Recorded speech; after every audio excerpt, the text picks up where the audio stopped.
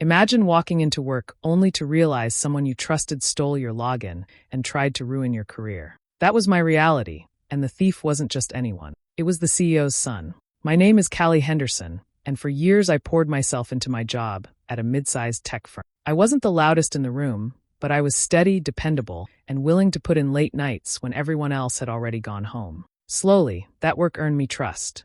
Managers started including me on confidential projects. I felt proud every time my name was attached to something that mattered. Then, out of nowhere, things began to feel wrong. I logged in one morning and noticed files had been opened overnight, even though I hadn't touched them. Notes I had written were marked as edited. At first, I thought it was some kind of system error, maybe a glitch or an update that caused things to look different. But the more I looked, the more it became clear. This wasn't a mistake. Someone had been inside my account. A pit formed in my stomach. I knew how much damage even one slip-up could cause. If confidential reports ended up in the wrong hands, my reputation would shatter in an instant. It wasn't just about data. It was about trust, and trust is hard to rebuild once it's broken. I spent that whole week watching closely. Every night, something else would be touched. Files I had carefully organized suddenly shifted. Drafts I hadn't finished were open, as if someone was snooping through my thoughts before I was ready to share them. I barely slept, lying awake and running through names in my head, trying to figure out who would do something like this. The truth hit me when I caught a small detail. An internal file accessed at a time I knew only one person was in the office. Braden Whitlock. He was the son of our CEO, Marcus Whitlock, and he walked around like the building was his personal playground. Everyone knew he was arrogant, reckless, and entitled, but no one dared challenge him because of his last name. The moment I realized it was him, my heart sank. I wanted to believe I was wrong, but the pattern was too clear. He had taken my login and was going through my work as if it belonged to him. The betrayal burned hotter than I expected. This wasn't just a coworker crossing a line. It was someone who already had everything, stealing the one thing I had worked so hard to build, my credibility. And in that moment, staring at the proof on my screen, I made a choice. I wasn't going to let him get away with it. The moment I realized it was Braden who had broken into my account, a heavy sickness settled inside me. I could almost feel my career dangling by a thread. If the wrong file ended up in the wrong place, the trust one had earned would be gone in an instant. In this line of work, a single mistake could shadow years of effort. That thought alone made my hands shake whenever I sat down at my desk. Braden had always carried himself like rules didn't apply to him. He wore his father's last name like armor, walking into rooms where people twice his age fell silent because they didn't want to cross him. I had seen the way he dismissed people with a smirk or cut them off mid-sentence, never caring how much knowledge or experience they had. To him, we were all placeholders, people meant to fill in gaps while he coasted on family power. Still, this was different. He had humiliated me before in subtle ways, correcting me in meetings when he didn't understand the project, twisting my words so it sounded like I had missed something obvious. But stealing my login? That wasn't just arrogance, it was cruelty. He wanted to take the work I had bled into and parade it as if it were his. And if it all went wrong, I would be the one to carry the blame. I sat at my desk one morning staring at the glowing monitor, wondering what to do. My first thought was HR. That's what the company handbook always said. Report suspicious activity immediately. But this wasn't a normal coworker breaking rule. This was the CEO's son.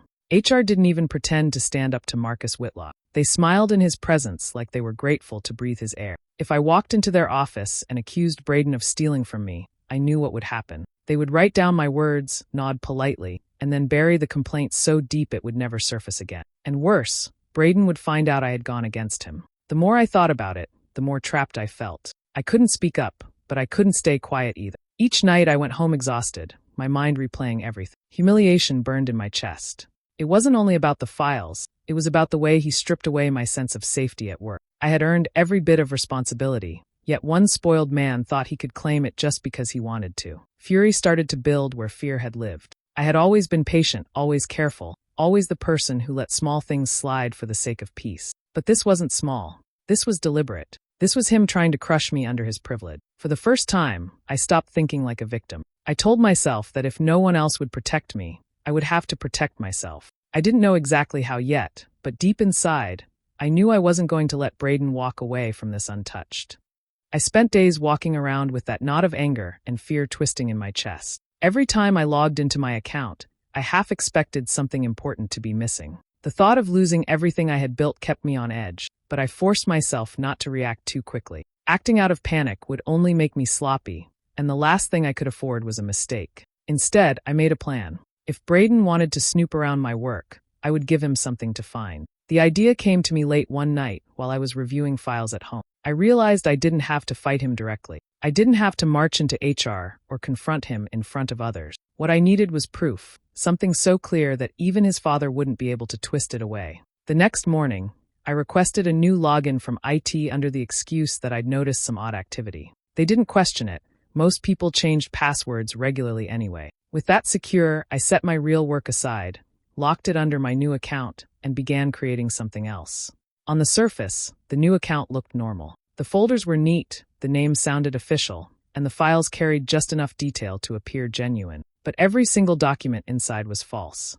The reports contained numbers that looked polished but would collapse under any serious check. The projections pointed toward strategies that were doomed to fail. Even the small notes I left in margins were crafted to mislead. To anyone desperate to prove their brilliance, it would look like gold. To anyone with real knowledge, it was a trap waiting to snap shut. As I worked, a strange calm settled over me. For weeks I had felt powerless, like I was waiting for disaster to fall on me at any second. Now, for the first time, I felt in control. Each fake spreadsheet, each misleading summary I typed gave me a flicker of satisfaction. I wasn't just defending myself. I was setting the stage for Braden to show everyone exactly. I didn't advertise what I was doing. I didn't whisper a word to anyone in the office. I went about my days the same as always, finishing real projects under my new login while slowly adding bait to the duplicate account. If Braden was determined to use me, then I would let him. The difference was that now, I decided what he would see. Late one evening, after setting another file in place,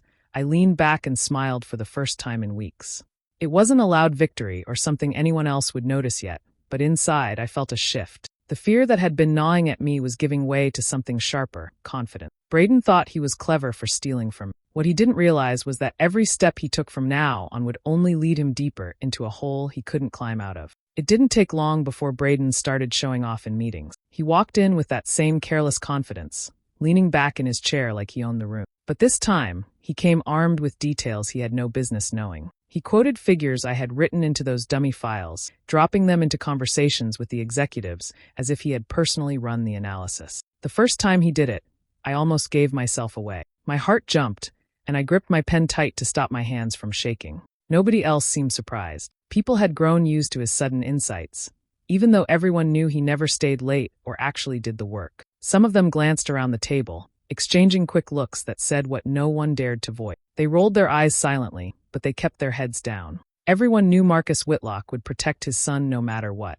Braden, of course, mistook their silence for respect. The more he spoke, the bolder he became. He started interrupting department leads, cutting them off mid-sentence to announce his ideas. He used my false projections as if they were golden discoveries, smiling smugly when heads turned his way. The executives nodded politely, though I noticed the small frowns they tried to hide when his numbers didn't quite add up. He didn't notice. He was too caught up in his own performance.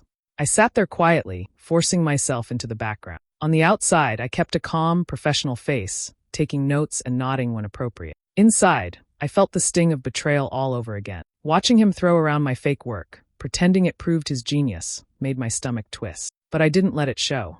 The only thing worse than his arrogance would have been giving him the satisfaction of knowing how deeply it bothered me. Instead, I doubled down on my plan. Each time I saw how proud he was, I added something new to the account. A little more bait, a little more rope for him to hang himself with. Every spreadsheet carried just enough credibility to pass a quick glance, but each one also carried flaws so obvious that anyone experienced would eventually see through the act. I knew it was only a matter of time before his showmanship led him somewhere he couldn't escape. As days passed, Braden strutted around the office like a man convinced of his brilliance. He joked with executives in the hallway, dropped hints about his strategies, and basked in the polite laughter that always followed. But I noticed something else too. Some of the older staff had started to shift in their chairs when he spoke, their expressions tightening whenever his so-called data clashed with reality. He didn't see it, but I did. The cracks were starting to form. That knowledge gave me strength. Every time I saw him smirk, every time he tried to hold himself above the rest of us, I reminded myself to stay patient. He wasn't winning. He was walking straight into the mess I had prepared, and soon everyone else would see him for what he really was. The day of the investor meeting arrived, and from the moment Braden walked into the room, I felt my chest tighten. He was grinning as though he had already won, clutching a folder filled with the same fake numbers I had planted for him. The investors sat across the table, sharp-eyed men and women who didn't waste time on charm. They wanted results, solid plans, and numbers that held weight. I slipped into a chair at the back of the room, keeping my head low. My role in the meeting was small, just to provide support if anyone needed quick access to documents. Still, I couldn't stop my heart from racing. This was it, the moment I had been building toward. Braden launched into his presentation with his usual bravado. He clicked through slides confidently, speaking in a tone that suggested he thought he was teaching the room rather than pitching to people who had been in business for decades. At first, the investors listened politely, but as he kept going, I noticed their expressions begin to shift. Eyebrows furrowed, notes were scribbled, and heads turned toward one another in quiet exchange. The numbers on the screen made no sense. Projections that should have shown steady growth instead leaped unrealistically. Costs were missing. Revenue lines curved upward in ways no market trend could support. I could almost hear the disbelief in the silence that filled the room. One investor leaned back, crossing his arms with a look of suspicion that made my pulse quicken. From my seat, I stayed perfectly still. Inside, my mind spun. This was the trap working exactly as I intended. For weeks I had wondered if Braden would fall for it completely, and now here he was, selling lies as though they were facts. I gripped my pen tightly in my hand, not daring to move too much, afraid my face would betray the storm of emotions running through me. Marcus sat near the head of the table, his jaw tight as he watched his son stumble forward. He tried to mask his frustration, chiming in once or twice to back up Braden's words, but it was clear even he could see the cracks form. The investors weren't buying it, and each skeptical glance they exchanged only deepened his unease. When one investor finally spoke, his question cut through the air like a blade. "Can you explain where these figures come from? They don't match the reports we've seen in previous quarters." Braden faltered for just a second, his practiced smile flickering. He scrambled for an answer, insisting the data came from internal research, but the unease in his voice betrayed him. I watched his confidence falter for the first time, and a quiet sense of vindication spread through me. He had walked straight into the trap with no way to climb back out. Still, I knew this was only the beginning. The investors looked unconvinced, but Marcus defended his son with the same force he always used. He smoothed over the questions, redirected the conversation, and wrapped the meeting up before it collapsed entirely. As everyone filed out, I stayed seated, my heart still thudding in my chest. Braden thought he had weathered the storm, but I knew the truth. This wasn't the storm, it was just the first gust of wind. The real reckoning was still to come. After the investor meeting, I thought Braden might back down, maybe tread more carefully. Instead, he became bolder. He stormed into my office one afternoon, tossing out demands as if I were his personal assistant. He wanted more reports, more projections, and more strategies. He didn't even bother to hide that he was using my work, though he never asked directly. He acted like everything on my account already belonged to him. I kept my expression neutral, nodding as if I had no idea what he was really doing. In truth, I was giving him exactly what he asked for. Each file was carefully polished, just believable enough to fool him, but flawed enough to unravel the second anyone with real authority studied it. He didn't notice. He was too caught up in the illusion of control. Weeks later came the meeting with the board of directors, a gathering far more serious than the investors. These were the people who shaped the future of the company. Decisions made in that room could change careers overnight. Braden walked in brimming with confidence, clutching the strategy one had planted. I took my usual place along the side wall, unnoticed but present, silently preparing myself. He started his presentation with energy, pacing in front of the screen as charts and numbers flashed behind. At first, the board members listened politely, but the longer he spoke, the more the atmosphere shifted. Confusion spread across their faces. Some leaned forward, whispering to one another. Others frowned openly, their pens tapping against notepads in frustration. The plan was absurd. The revenue expectations were far too high, the timelines impossible, the costs completely miscalculated. To anyone with experience, it looked like a bad joke. Yet Braden carried on, smiling as if he were unveiling brilliance.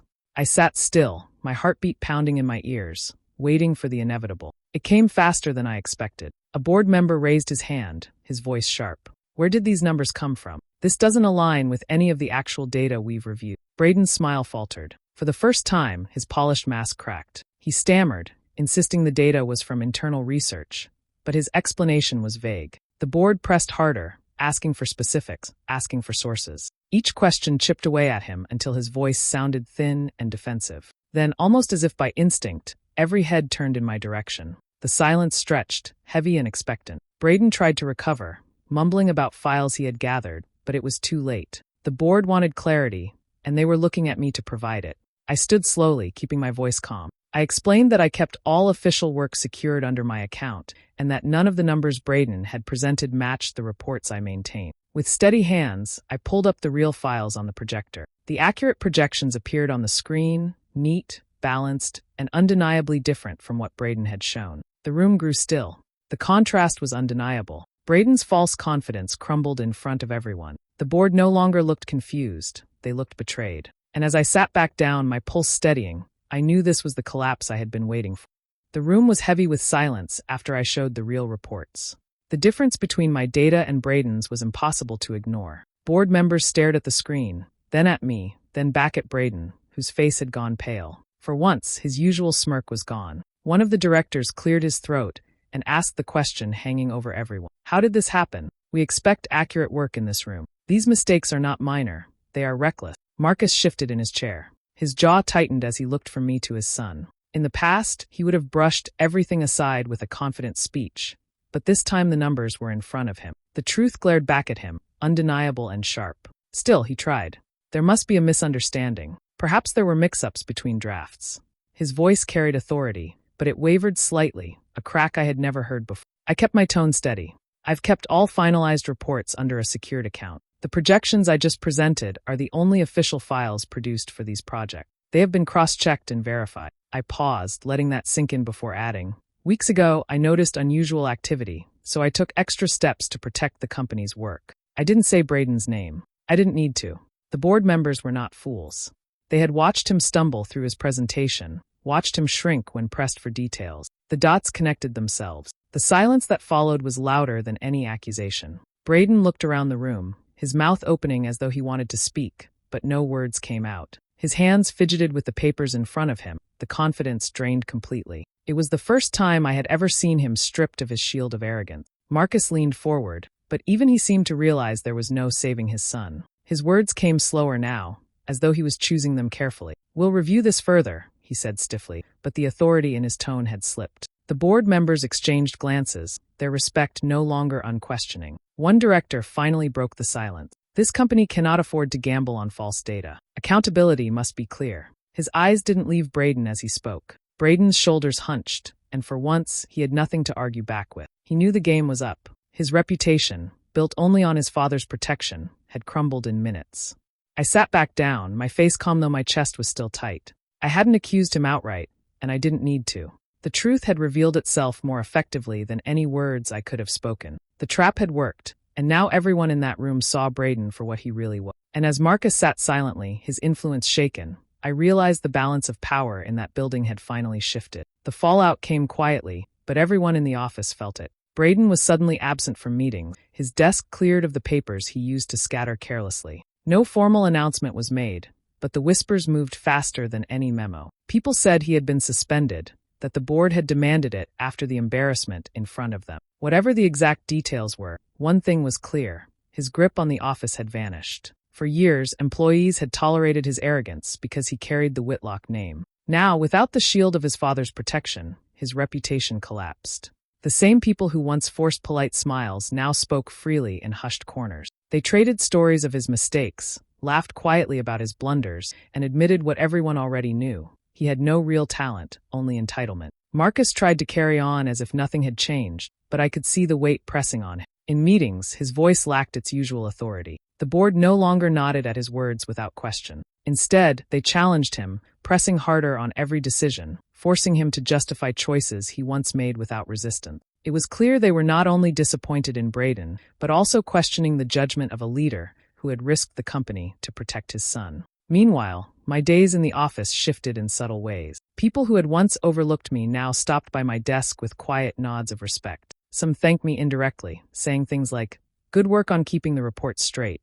They never mentioned what had happened in the boardroom, but the acknowledgement was enough. I became the silent hero no one spoke about openly, but everyone knew had stood at the center of the storm. HR called me in one afternoon. They were unusually polite, their tone softer than I had ever heard before. They apologized for any stressful circumstances I might have experienced and promised to be more vigilant moving forward. I nodded, though inside I knew their words carried little weight. They hadn't protected me when I needed it. If Braden's plan had worked, my career might have ended before anyone bothered to listen. Their apology felt more like a gesture to cover themselves than genuine concern. When I returned to my desk, I sat for a long time, staring at the screen. The betrayal ran deeper than stolen files. Braden hadn't just tried to take credit for my work. He had tried to erase everything I had built, all the late nights, all the careful effort, all the sacrifices. To him, my years of dedication were nothing more than stepping stones for his ego. That realization stung more than anything else. Still, I had survived. The plan he thought would elevate him had instead exposed the truth.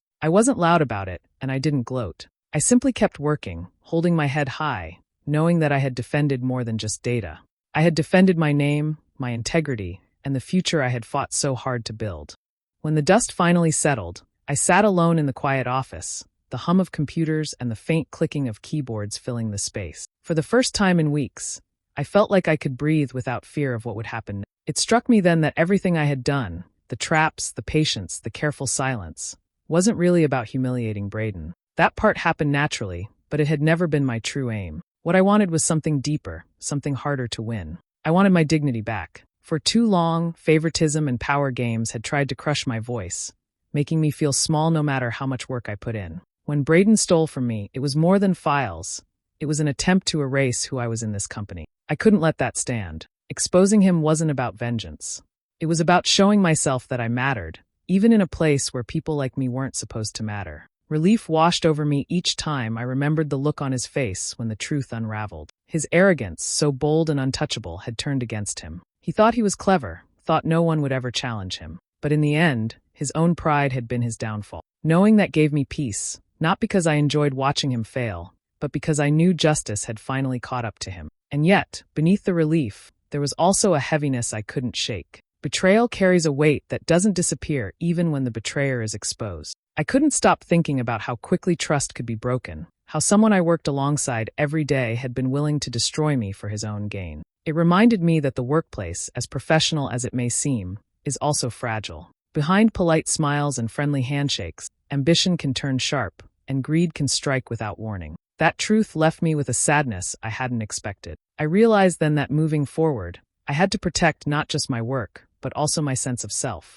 No title, no connection, no influence would ever be allowed to define my worth again. I promised myself that no one's corruption, no one's manipulation, would silence me or make me doubt what I had built. My value didn't come from approval or recognition. It came from the hours I gave, the skills I sharpened, and the honesty I refused to let go of. As I gathered my things to leave for the day, I caught a glimpse of my reflection in the dark computer screen. I didn't see someone broken by betrayal. I saw someone who had endured, who had stood against a storm and refused to be swept away. That was my victory. Not the downfall of Braden, not the whispers in the office, but the quiet strength I had found in myself. And with that, I walked out of the building, carrying not just relief, but resolve. Weeks passed, and the office began to change in ways I never thought I would see. Meetings felt calmer, projects ran smoother, and for the first time in a long while, people spoke openly without fear of being interrupted or overshadowed. It was as if a heavy weight had been lifted from the company, and everyone could finally breathe. Then came the news that left me stunned. The board had reviewed my work closely, and instead of treating me like a background player, they promoted me to lead strategist. The title wasn't just a step up. It was recognition that my instincts, my effort, and my quiet resilience had value the company couldn't ignore. Walking into my new office, I felt both proud and humbled. Every late night, every moment of doubt, every second I spent second-guessing myself, it had all led here. Meanwhile, the whispers about Marcus grew louder. For years, he had been untouchable, but the board finally saw what his favoritism had cost the company. He wasn't forced out loudly, but quietly behind closed doors, he was urged into early retirement. People said it was graceful, but everyone knew it was because of his choice to shield his son at the expense of everyone. The empire he built had been cracked by the very arrogance he encouraged. Braden's fall was even quieter but sharper. He no longer strutted through the halls with smugness. His office door stayed shut, and his name was barely mentioned. The boy who once thought he could take shortcuts through life had been reduced to nothing more than a cautionary tale whispered at coffee break. He wasn't fired publicly, but his reputation was ruined beyond repair. Without his father's shadow to hide in, he faded into obscurity, forgotten by the same people he used to belittle. Sitting in my office one evening,